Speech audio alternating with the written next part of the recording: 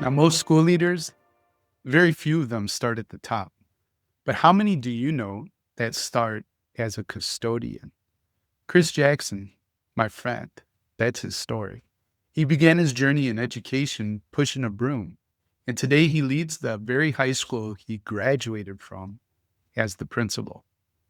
That's not just a promotion, it's a transformation. In a system obsessed with pedigree, awards, titles, Dr. Jackson's story proves something far more powerful, that grit, humility, and hard earned wisdom beat fancy credentials every day. In this episode, we unpack what it really means to bloom where you're planted, lead with service, and how to build schools that actually reflect the communities where we serve. If you've ever doubted whether your story matters, this conversation is going to change your mind. I'm Danny Bauer, and this is Better Leaders, Better Schools, the original ruckus cast for visionary leaders who want to do school different, even within a traditional system, so that you create a campus experience worth showing up for. Thanks to ruckus makers just like you, this show ranks in the top 1%, nearly 4 million worldwide podcasts. Like I said, today's guest is Dr. Chris Jackson, my friend, a former custodian turned high school principal, and author of From Broom to Boardroom, a book that is Ruckus Maker approved. Check it out. We'll be talking about it in today's episode. Chris is a living embodiment of what's possible when you lead with heart and hustle. So once again, thanks for listening, and we'll be right back after a few messages from our show sponsors. Looking to create the kind of campus experience students never forget? ODP Business Solutions transforms ordinary spaces into extraordinary learning environments. Visit odpbusiness.com/education and let's do school different. That's odpbusiness.com/education. Education is broken, but you're here to fix it. Get the only leadership newsletter designed for rebels, innovators, and ruckus makers. Our paid Substack gives you tools to disrupt the system, not reproduce what doesn't work. When you subscribe, you'll read each week the Reframe, Mindset Shifts in 90 Seconds or Less, .ai, which are supercharged AI prompts and custom GPTs, the Mediocre Educators Hub, where the onion meets education and what could go wrong there, and First in Line, exclusive content, all our best stuff before it hits the bookshelf, and more. And for listeners of this Ruckus cast, we have a very special offer. When you go to ruckusmakers.media/awesome, you'll get 50% off your first year annual subscription to the Ruckus Maker Substack. So go to ruckusmakers.media/awesome to get started today. If you could differentiate instruction in 20 minutes or less, would you do it for all your students? Well, you can with IXL. Over 1 million teachers use IXL because it empowers them to use effective data-informed instruction. And you can get started today at ixl.com/leaders. That's ixl.com/leaders. All right, Dr. Jackson, welcome to the show. Man, thank you, Danny. Appreciate this opportunity, man. Yeah, we've known each other quite a while, and just super proud of you. A lot of people talk big games, but you actually take action and do do what you'll say. I remember you finishing, your postgraduate degrees, and you're Dr. Jackson now. I remember when you had the idea of just telling your story, right, through the format of a book, and that's what we want to talk about today. So I think that's where I want to start, right? The book's called From Broom to Boardroom, and it's a great title because it shows the before and after.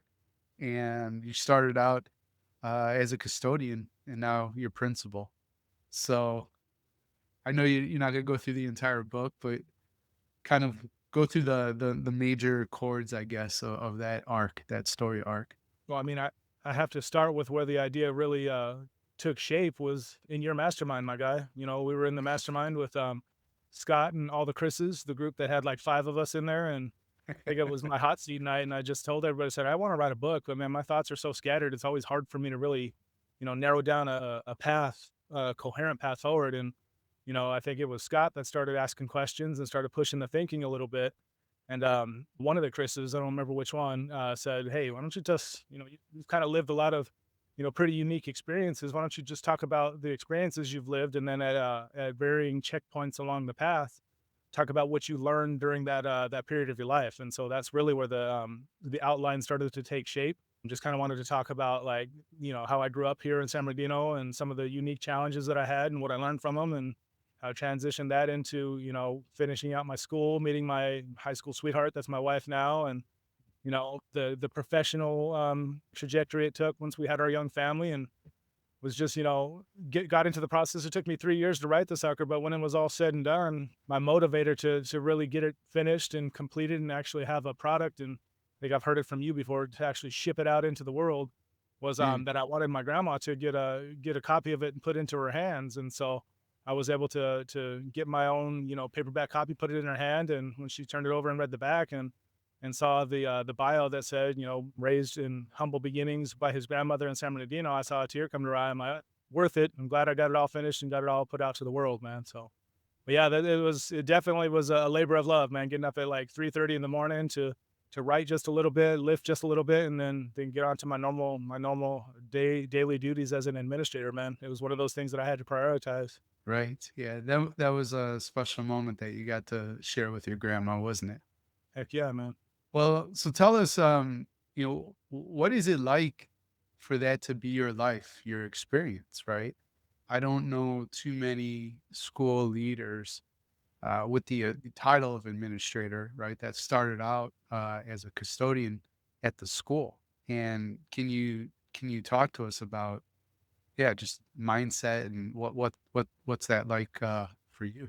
One of the things I talk about in my leadership these days is I say that no job is more important than any other job on the campus. Everybody's job matters. Everybody's, you know, um, little zone of what we do is a valuable contribution to what we're trying to achieve. And I think starting as a custodian for my first 5 years, it brought a level of humility. It brought a level of what servant leadership should look like. And Mm, some of my best friends on my campus now are my custodians, because they'll see me out there. They'll see me with my straw hat on, picking up trash at lunchtime. And like I mm, was saying earlier, some of the kids that don't know who I am, like the freshmen, when they're trying to figure out which way is up when they get onto our campus, they think I'm another one of the custodians out there sometimes. And I'm kind of proud of that. I'm kind of proud that, I kind of blur those lines a little bit. But then at the same time, all the experience and all the other steps along the journey, I feel like it kind of maybe gives me a little bit of instant empathy, instant credibility with different stakeholder groups that you work with, because you could say, hey, I've walked a mile in your shoes, man. I mm. know firsthand some of the things that you're working with, and some of the things that might challenge you a little bit. How do you keep that humble mindset? Because I think so many of our peers, not all, but there's a good portion, right, that they get the office, they get the title, they see, whether it's students or staff, they walk down the halls and starts the C parts metaphorically. And I think they kind of like that, right? And here you are saying you could put on the straw hat, pick up some trash, blur the lines, staff and students might not even know, like, oh, that's our principal right there, right? So just, yeah, talk to us about how you keep that humility. Well, I mean, again, my grandma who raised me was my foundation, man. And as I was making the different moves along the journey, I would check in with her, and I would talk with her pretty much every week. And so she would always, hey, no matter where you go, you better always remember your roots. If you don't remember your roots, grandma will remind you. And so it's just one of those things, just to honor my upbringing, man. I mean, her husband, my grandpa that raised me, was a self-taught machinist, Air Force veteran, 12 years, Vietnam, did some time over there. And anything growing up, if I wanted cleats that were a little bit fancier than the cleats that you'd get at the Payless shoe source, better get out there and pull some weeds. You better get out there and mow the lawn. You better get out there and earn whatever that you want is above and beyond. And so it's just the foundation that was set in me from an early age. And I don't know, it took me 10 years to decide to get into administration. I was happy being a teacher. I was happy, coaching sports, and back then, the colleagues in my orbit, my peers were like, "Oh, that's the dark side. That's the dark side." And at first I was like, some of the because we've done this a long time. You see good examples and you see not so good examples of what leadership should look like. And unfortunately, a lot of the leaders I saw in my orbit in my early days were kind of what you just described. Those that got a little kick out of the teachers being on edge when they walked in the room. And it's almost simple if we let it be. Just try to be the kind of leader that you wish you'd have had. You know what I mean? So I always try to demonstrate the leadership qualities that I wish I would have had from some of those that I wasn't getting it from, and try to amplify some of those positive leadership traits that I did see in some of those positive role models that I had coming up through the ranks. And so humility is definitely. I'm just a huge believer in it. I know I'm blessed to be in a environment right now where the leaders above me at the district office are all extremely humble and from the same community as we're all working in. I'm from the community that I'm working in, and we kind of have a little bit of an edge to us here in San Bernardino, and I'm proud of that. I'm proud of the fact that there's a lot of us with a very similar story to mine. You kind of start from humble beginnings, and through grit and determination, you work and you get where you're trying to get, but you don't ever remember you don't ever forget where you started from. Right. So grandma would say, "Remember your roots, Chris. Remember your roots." And Right, and if I that don't, that was, and she would have reminded you. Were yeah. there any other sort of lessons or phrases that grandma shared that really stuck with you? Well, I mean, she would get mad at me because, a little tongue in cheek, I would always say, "Well, from white trash beginnings to now I'm a doctor," and she would always, you were never that." And I'm like, "Well, Grandma, if not for you, she rescued me from some pretty tricky surroundings when I was a little kid and all that." But just to stay humble. I mean, she was always proud of the fact that I was driven with education, even though that wasn't really her path. She humbly told me later in life that she didn't finish high school on time. And I thought she did. Most of my life, I thought she did. And later in life, she had told me that she had to come back as an adult. And she finally got her high school diploma, I think, when she was 35. And she was 35 when I was born. And so I think she might have got it right after I was born. And, it wasn't really her path, but she always instilled it in me that that's my path. And so just that hard work and determination. There was really no catchphrases other than just, remember where you came from and do your best every day. And you'll always be satisfied with whatever your result is. Yeah, do your best every day. And now, correct me if I'm wrong. You're the principal at the school where you were a student. Is that right? Yeah, that's correct, man. When I spent a lot of my career, I spent 25 years in a neighboring district, and most people there in that district thought that I was an alumni of the school that I was custodian at, and that I was an assistant principal at. And if unless I was backed into a corner and was forced to, I just kind of let it ride. But the yeah, I would always say no. Fun fact is, I didn't go to that school. I went to Cajon High School, the school that I'm currently the principal at. Yeah, and this is where as 15-year-olds, I met my wife, and my parents both went to this school. So there's a lot of rich history at the school that I get to be the principal at now. And now she can join you at prom again, which is nice. But what's that like? So you were a student at that school. Now you're the principal. Sort of like homecoming. Yeah. What's that like for you? Dude, I'm gonna tell you, the first couple weeks on the ground was just a flood of memories. And so I remember walking around and be at a certain hallway. I'd be like, "Man, I remember this event happened," or "I remember this is the first place I ever saw my wife," and "This is where I got into a little scuffle my junior year," and "This is where we would hide when we were trying to not go to class." It's just little things like that. And so even these days, a part of my routine when I'm trying to be out there and trying to be visible and just trying to be the best leader I can be, is part of my afternoon routine is I'll leave my office and I have a little lap that I'll take around, and I'll leave out the student parking lot because it's a traffic jam in that student parking lot with all the kids leaving, just like it was when I finally was able to afford my car as a junior. I would sit in that same traffic jam. So it's just one of those things that at the end of the days, I'll walk out, I'll see the same traffic jam, and I'll just kind of shake my head and be like, "Man, I can't believe I'm leading the school that I went to so long ago, man." And some of the same experiences, and like when kids are in the halls acting a fool and making some poor choices, let's say it that way, I'll tell them, "You're not doing anything I didn't do. It's just a 30-year gap in between what you're doing now and what I did back then." And I didn't have a phone back then to record a lot of those shenanigans that are going on Hmm. these days. No, it's cool, man. It's a flood of memories. The teacher that was my senior math teacher that kind of inspired me to be a math teacher. I go into his classroom all the time and I tell the story of where I used to sit and how he used to kind of get my act together in there, and just it's just cool stuff to have that connection to the school that I went to. Right. The math teacher is still there. Is that correct?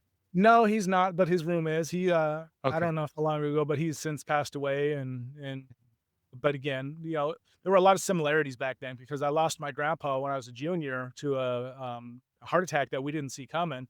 His name was Jim, and this teacher, his name was Jim, and he had a heart attack the middle of my senior year and was gone for a lot of the year, but just very similar, kind of no nonsense, blue collar, get your business done. And so he was one of those that just I looked up to, and he was a math teacher. I'm like, "Hey, that might be a good path to take as I was when I was a custodian." Well, I'd love for you to reflect on your experience and your story. I'll break these up into two questions. So, somebody who's listening that's coming from humble beginnings, maybe they're listening to this because they are a ruckus maker. They want to do school different, but maybe they're not even a teacher yet, right? Or an administrator. Maybe they're a custodian. Maybe they're outside of the industry. So what would you say to that person who's like campus adjacent possibly, right? Not formally teaching in a classroom or a school administrator, but they want to make a difference. So what advice do you have for them there? Well, one of the things I talk to all the staff around here is to always bloom where you're planted first. Like, do your best work where you're starting from. And Mm, then, my experience has told me that if you do the best job you know how to do with whatever, sphere of influence that you have, opportunities will find their way to you. And, ask questions. I know that my first major, when I first became a custodian, I honestly didn't want anything to do with school. I got out of here at Cajon, just graduated by yeah. the skin of my teeth and wasn't really looking into get into education. I wanted to be an engineer. But then when I was a custodian and I would start, interacting with the different teachers on my run and, my first run, they gave me the administration building because nobody wanted it because, there was, lots of strong personalities and complaints in there. But I took it and I said, hey, I'm gonna start picking the brains of some of these people. And so some of those early administrators, I would tell them, I said, I'm thinking of teaching, but I don't really know what I want to teach. I love history. Maybe I'll teach history. And so one of the administrators that I used to dump his trash and clean his office, name was Armin Messer. He told me, he's like, well, Chris, aren't you an engineering major? I said, well, yeah. He says, well, that means you're pretty good at math, right? I said, yeah, I can hold my own.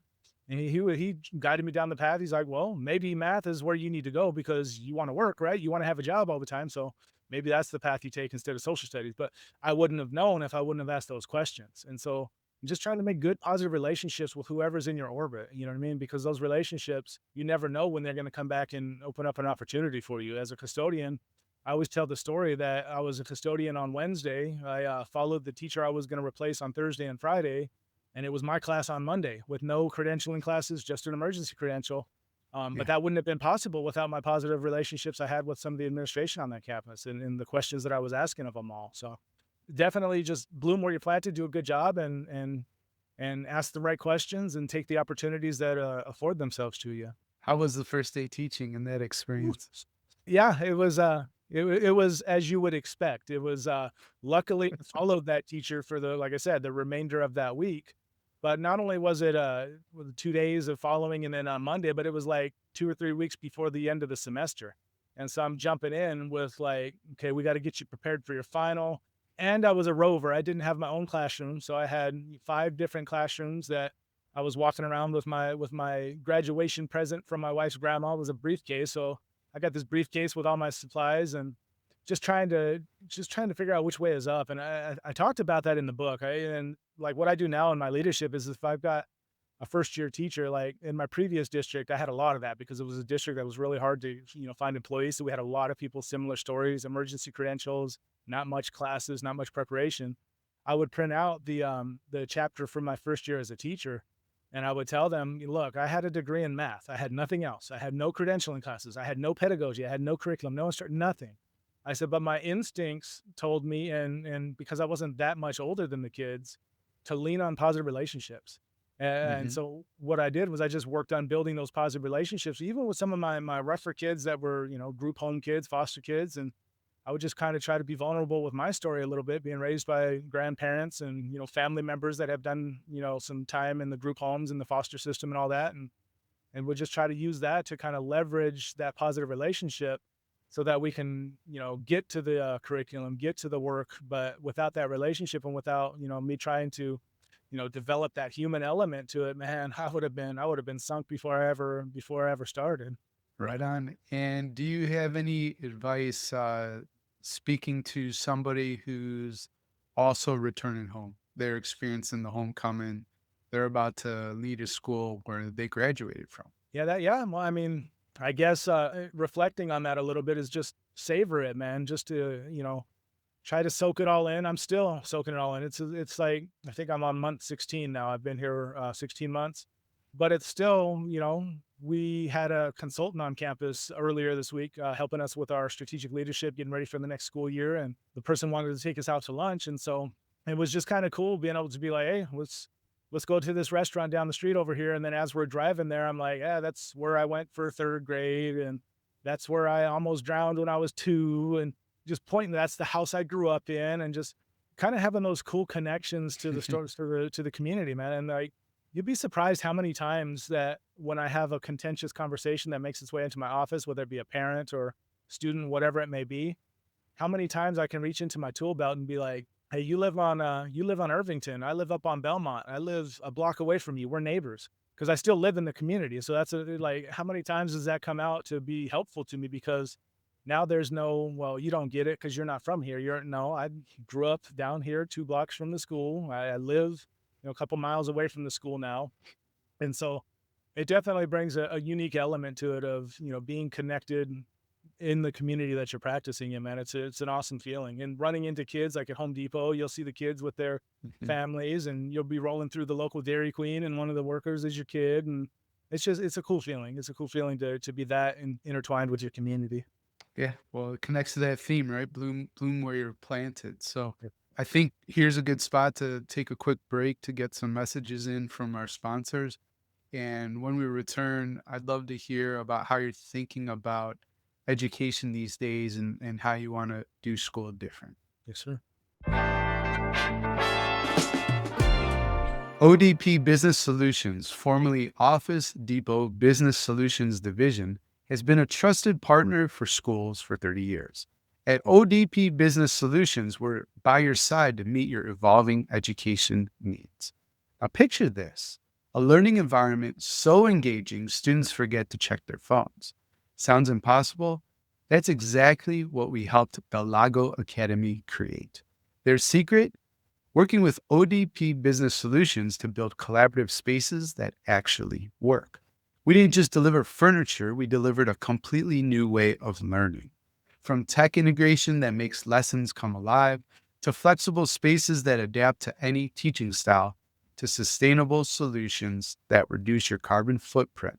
We're here to help you do school different. And the best part, you get it all from a single supplier, all to help you simplify ordering and streamline budgeting while staying compliant with easy access to cooperative contracts. However, you want to advance, ODP Business Solutions has 30 years of experience helping districts like yours get ahead. Visit odpbusiness.com/education to learn more. That's odpbusiness.com/education. Traditional professional development is broken. Districts spend 18 billion a year on leadership development that most principals find disconnected, unhelpful, and honestly forgotten by next Monday. The Ruckus Maker Mastermind flips the model. Instead of top-down lectures, we give you weekly coaching, peer-to-peer mentorship, and we help you solve your number one challenge every single week, starting the week that you join. We don't teach from a manual, something that reproduces the past, an old, broken, and traditional system. No, we teach you to innovate. We teach you leadership. We teach you how to do school different. You can apply now and join the only leadership community built for ruckus makers. And this application takes 3 minutes to complete. Go to betterleadersbetterschools.com/apply and supercharge your leadership this year within the mastermind. That's betterleadersbetterschools.com/apply. As a school leader, time is your greatest resource, and there is a real sense of urgency when it comes to getting students what they need right now. That's why I love IXL's Universal Screener. In 20 minutes or less, you can identify students in need of intervention. And IXL's learning adaptive platform makes differentiating instruction easy. As students learn, IXL adjusts to the right level of difficulty for each individual student. Get started today at ixl.com/leaders. That's ixl.com/leaders.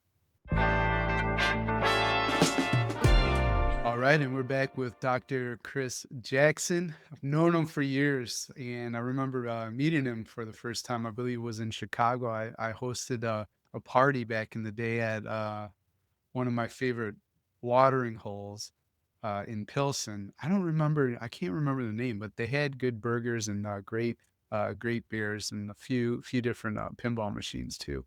Indeed, But do. anyways, Chris has written a book that's Ruckus Maker approved. It tells a story, which is a really unique story, and it's rooted in education. So highly recommend that you pick up From Broom to Boardroom, how a journey of adversity, hard work, and learning can lead to the life of your dreams. And so Chris has been talking about that the first half of the conversation here on the podcast. And, I think what I'd like to ask you here is just like, how are you thinking about education and how do you want to do school different these days? That's a riff that I have, right? It's a point of view that I share on this show and in my writing quite a bit. Ruckus makers do school different. They make shifts from the old broken and traditional ways of educating to new creative and different ways. And so, yeah, let me just ask you, you're a really smart guy and you're leading your campus now. Like how are you processing that concept? Well, I mean, that's honestly what draws me to you, man, is that I think from the beginning, I just, kind of resonated with what you want to do with the system. You want to kind of rattle that status quo a little bit and change a system that needs changing, in my opinion. And so, if I remember right, how I first stumbled across you back in the day is I just did a cold podcast search for Christopher Emden with because I was all jamming on his book for white folks who teach in the hood and the rest of y'all too. And I found out that you had interviewed him and listened to that, and you had advertised your mastermind. I'm like, let's see what this is all about. But just the more that you and I connected, the more I realized that we had in common with just trying to take a system. And honestly, it comes back to my process to the system. Back when I was younger, again, I've already said Bama kind of raised me, took me in, and you know, um, I was lucky. I was lucky that because of my background and my values and how I was brought up, that I excelled at school from an early age. Like even amidst some of the trauma and some of the different situations I was in elementary school, once I finally anchored down and stayed in one place long enough, my standardized test scores, I was like the best in the school. But part of me, as I grew and I aged and I started learning more, I was a beneficiary of being from a privileged background that aligned nicely with the system. These days, having done my doctorate in educational justice and leadership for educational justice, I see a lot of the opportunity gaps, a lot of the achievement gaps that it feels like we're such a polarized society these days that it's hard to talk about those kind of things. But I just bring it back to data. With my bachelor's degree being in mathematics, and I'm pretty comfortable with data, quantitative, qualitative, however you want to present it. And when you really look at it with an open mind and a logical mind, some of these gaps and some of these things that are prevalent in our system are undeniable if you're looking at it with a very objective lens. And so what I'm looking to do is just kind of we had a big opportunity coming out of COVID to really kind of flip the script and change a lot of the things that we do as far as asynchronous learning, standards based learning, and that kind of stuff. And I don't know what happened coming out of COVID, but it seems like we kind of lost some of our wherewithal to be able to make some of these sweeping changes. And so those are definitely things, we talk about. You and I are pretty much the exact same age that, by the time it's all said and done, our time, the impact that we want to make on this system is to kind of change some of the old, antiquated ways of doing things. And so we have 7 periods in my high school, 7 periods, 55 minutes, you got your bells, you got your minute bells. It's all a system that was, created 100 years ago or so that, obviously times have changed. We live in a different world. Mm, And so to mm, maybe try to flip the script a little bit, maybe we open up, we don't have bells. Maybe we have, flexible asynchronous learning as well as a synchronous component. Just something that changes the trajectory and flips it to where we're more responsive to the community and to the times that we're living in. I know specifically I'm huge on Paulo Freire, the partnering pedagogy, the as opposed to the banking model, and working with your community and partnering with what your community wants. And so, that's definitely a part of what I'm trying to do in my daily practice. But I also, you and I have talked about this, is that I think it's George Couros that has the book "Innovate Within the Box" or "Innovate Inside the Box," something like that. Mhm. Sometimes you gotta play the game to change the game. And so when you're in these situations and you're in these arenas and having these conversations, it takes some finesse sometimes. It takes a little bit of finesse to try to figure out how far is too far, and how much of an impact do I want to make without ruffling the wrong feather. But it's definitely something that drives me every day, is to try to see if I can't. Now, that's a big reason why I'm so honored to be on the podcast with you right now, is because this helps Mm. to expand the influence a little bit to maybe get more like-minded people, because really that's what it's going to take. It's going to take an organization of like-minded people to really get the critical mass it's going to take to make some of these more innovative slash controversial changes to our system. Yeah. Thanks for that, Chris. And yeah, it's fun for me. I'm certainly a voice outside of the system these days, right? Because I coach and consult and mentor. But in some respects, I work within the system, right? Because I have to support leaders that are doing it on a campus like you. But I can really be expansive in the approach because I'm not tied to any sort of like system or belief within that system. And then it's up to the individual ruckus maker to make meaning of our discussions and figure out what those shifts are. I love to say that I don't judge the shifts at all, right? So if you're moving from traditional rows to learning centers, good for you. And if you're like David Buck, he was on the podcast Superintendent in Missouri. He bought an abandoned amusement park and turned it into a learning laboratory, right? So those are big shifts. They're all on the same continuum. Not one is better than the other. What matters is we're making shifts, that we're evolving, that we reject the premise, that we question everything, so that we come to our own convictions and philosophy of education, that we're not just spoon fed how to think about it. And that's really important to me. You brought up the mastermind, Chris, and so when you started that with us, were you an AP already at that time? Yeah. Yeah, I was an assistant principal when I think I was my first year. So it was like 2015, 2016, somewhere around there. Yeah, yeah, yeah.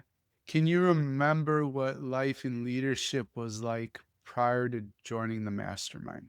Well, honestly, the mastermind's biggest selling point to me was a safe space with people outside of my district that you can have some of those vulnerable, open conversations with. That you didn't have to worry about, like I just said, ruffling the wrong feather. You can really talk to practitioners that were doing the same work. And honestly, the biggest benefit that I took out of it was to see that Mm, I wasn't alone, man. To see that some of these ideas were shared, and some of these challenges were shared, and it wasn't just unique to my setting and to my position in the area that I was in. There was people that were having similar struggles, similar challenges, similar beliefs. And so but prior to that, mhm, I mean, I was too new to. I mean, if you want to count my 3 years as an athletic director, that was leadership, even though it was TOSA leadership. mhm. Athletic directors, we it was still a little different, because when you're an athletic director, you interact with other districts, other regions that do the same job. So it kind of was a in-person kind of a mastermind. I always knew I had a good network of other athletic directors that I can call, because of just the nature of what we were doing. But as an assistant principal, really before the mastermind, it was just us in our district that we interacted with. So it was cool Right. to see what other people from a wider range had the same stories. Yeah, same stories, different perspectives. Get that outside the fishbowl sort of view. Can you remember any early wins or breakthroughs that you had when you were a part of this community? Man, I think I'll be honest with you, I'm not just trying to boost your ego up, Danny, but a lot of the stuff that I was learning from you, like with your tech, like your I think what was it, what was the title of that book? The 4-week year or the 12-week year? And I Oh remember yeah. yeah, some of the resources that you were building to like prioritize, like you would pick the priorities of what you wanted to get accomplished. And you would have like the little granular steps that it would take, and you would have a scorecard on those. That's just one example. And I just remember the books that we would read. I remember, one of your first books that I remember reading was the Checklist Manifesto. And I Oh yeah. remember, yeah, when I was, an athletic director before I had met you, that's what kept me alive, was that, for my different events, for football, for example, My Mhm. first couple football games, I was like, "Oh my goodness, there's a lot to this." And so I found some thinking space, and I made my own checklist. I just made a checklist of everything that I had to do to make a football game pop off, and then to get in there and just to be able to have the conversations and the book studies. And I think when I had started getting into my doctorate, we had talked about a book that I stumbled across, the Cal Newport Deep Work book, and I think Mhm. we had studied that book in the mastermind too. And I always tell the story because I'm a Cal Newport guy now, man. Anything he puts out, I'm reading it. But I said without that book, Deep Work, I'm not sure how long it would have taken me to do my dissertation because some of the things that we learned there, I would bury myself in my garage and I would literally bury myself in there for 45 minutes, no distractions, no nothing else. And I would just write, write, write, write, write. And some of those 45-minute blocks, I'd get like 10 pages in and I'd come out for air, come out, get a little drink of water, whatever, 15 minutes. And I would do that like 3 or 4 times a day. And, by the time, I'd pack together a couple of weeks of that and, I'd start to see the progress. And that, again, that was a direct result of some of the work that we were doing together with some of the books that you were having us work. I think I have a bookshelf next to me that everybody on the campus knows they can come in and take any books they want anytime. But I have your Art of Gathering over there. I have Deep Work. I have the Checklist Manifesto. I have all kinds of books that we had studied in the Mm. mastermind with you, man. Yeah. Okay. Cool. And you've worked with me one on one, so you've sort of graduated, I guess, out of the mastermind. We're doing the private coaching, and can you just at least talk to the ruckus maker listening or watching this? How do you see the experiences differently, right? Like you got the mastermind, you have one on one coaching, and the reason why I'm asking this question, I mean, obviously, I love to support ruckus makers, but overarching, right? I just want school leaders to get connected somewhere. And there's coaches and mentors out there in addition to me, and there's masterminds out there too. So the connection is the important part. But yeah, just how do you see it? Because you did one on one, you did do mastermind too. Well, who I am as a person, man, and then because today this what we're doing right now is wedged right in between a couple of interviews. Like I'm doing interviews for some positions coming up, but I'm a huge people person. Like people, we're in the human being business, right?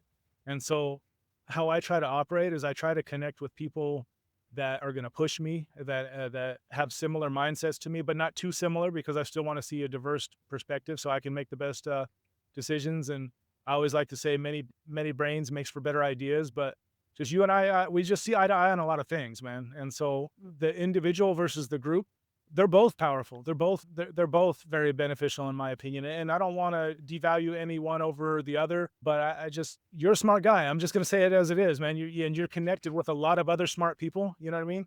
And so if like I tell the team around me all the time, when we're hiring people for our school, I say, hey, we're never gonna go wrong if we hire people smarter than ourselves. And so Yep. I think what's your quote that you say? You're the average of the 5 people that you spend the most time with. I mean, you're not. I don't spend that much time with you, but the little bit of time that I do spend with you, I can feel myself growing. You know what I mean? Because Mm. you push my thoughts, you ask the right questions. You know what I mean? And I learn a lot. And if I'm going to accomplish what I want to accomplish in this career before it's all said and done, and I hang up the lanyard, then I need to get as much influence from as many different areas of intelligent people as I can, so that I can be the best that I can be. And you talk to a lot of different people, and you have a lot of different perspectives from all over the world. And I figure, Mm. hey, man, if I can get just a little bit of that, I'm going to be a whole lot better doing the job that I do on a day to day basis. Thank you for that. Yeah, that's Jim Rohn, because that quote changed my life when I heard it the first time. You're the average of the five people you spend the most time with. I had to really think about relationships as inputs into the quality of my life, Mhm. right? And which ones did I want to maintain and nurture, and which did I maybe need to reconsider or potentially say goodbye to or have different boundaries, right? Just for like where I was trying to go. And I mean, real classic practical example is when I started doing what I'm doing these days, right? And Better Leaders, Better Schools and Ruckus Makers Do School Different was just a dream, right? Like you had a dream for your dissertation or, from Broom to Boardroom. You got to be really careful about who you share those dreams with because early on I made the mistake of sharing it sort of far and wide. And a lot of people told me, like, it's not going to work. You're going to fail. Education's a terrible place to do business too. And like, there were a million different reasons why it wouldn't work. But luckily, I learned from that and then just started finding people who were more curious, open-minded, and didn't put on blinders to any challenges that might exist in K-12 education. But if you are going to move forward with this, how do we do it in a way that we define what success is and then, make it there.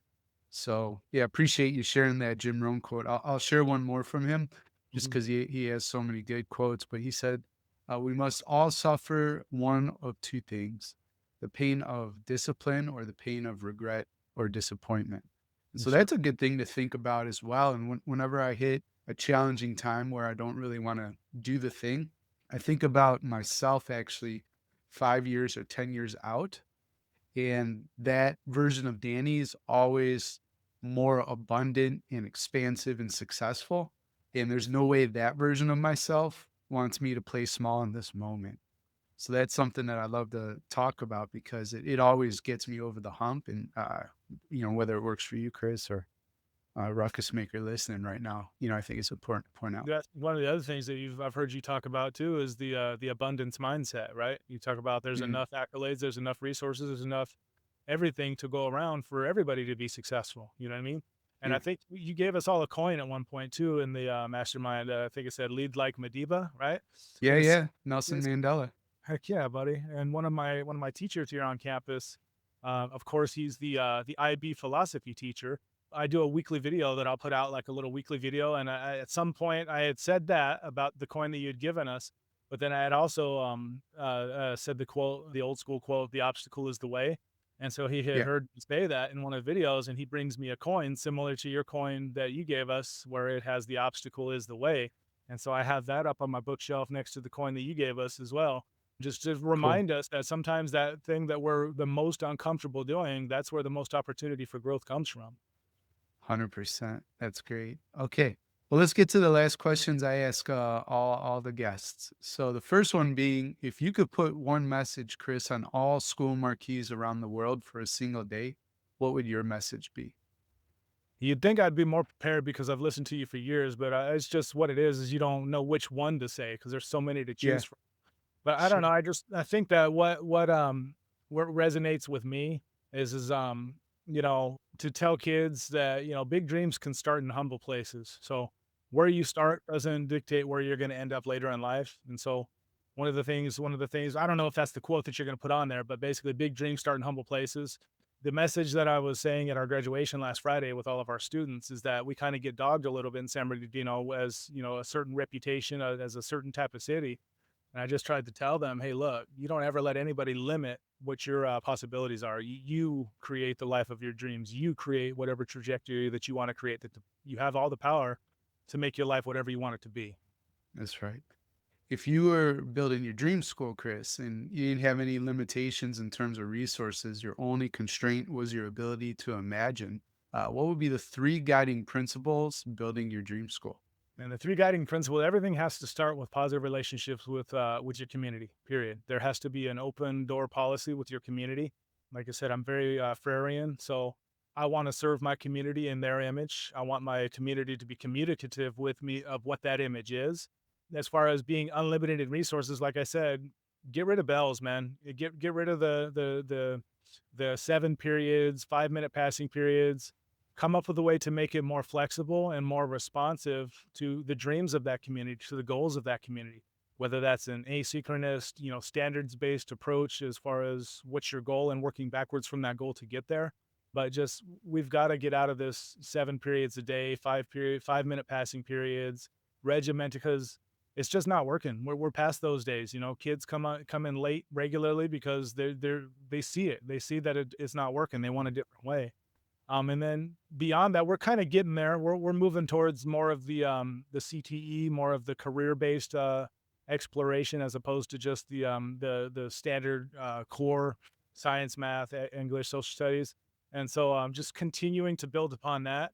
But at the same time, like especially in our community, we have a lot of like logistical warehouses. We have a lot of like those lower end jobs, and so one of the things I've told our district leadership, I get it. It's cool to prepare your kids, for a blue collar job. I'm not against that at all. I said, but wouldn't it be cooler to prepare our kids to own Amazon as opposed to working for Amazon or insert any other big box kind of a industry? But just to continue to help our kids learn those skills of creativity. So yeah, Brilliant. Well, we covered a lot of ground today, Chris, of everything we discussed. What's the one thing you want a ruckus maker to remember? just to continue putting one foot in front of the other, man. Wherever you're at doesn't have to be where you're going to end up.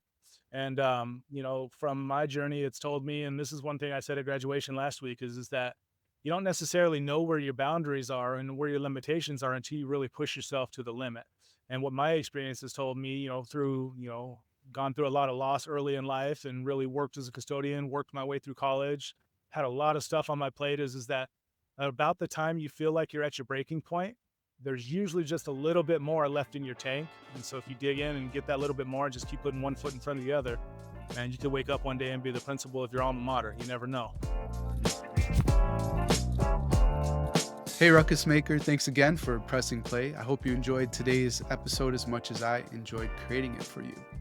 And before you go, if today's show shifted something in your mind or sparked an idea about how you could do school different, then I think you'd be a great fit for what we call the Ruckus Maker Mastermind. The Mastermind's a private community of innovative school leaders who meet weekly to grow, reflect, and disrupt the status quo. You can create the campus experience your staff and students deserve. Applications are now open, and go to betterleadersbetterschools.com/apply to put your application in.